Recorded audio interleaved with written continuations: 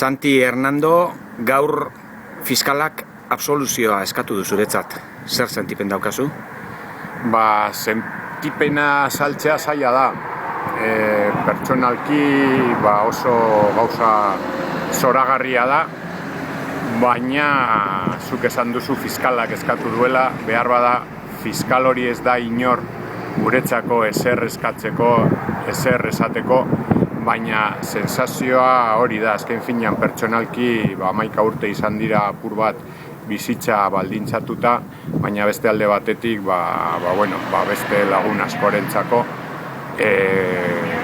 eskaera gogorrak dira, azken finean jarduera politiko bat aurrera eramateagatik, Euskal Herriaren alde egiteagatik, kartzelara eraman nahi dituzte.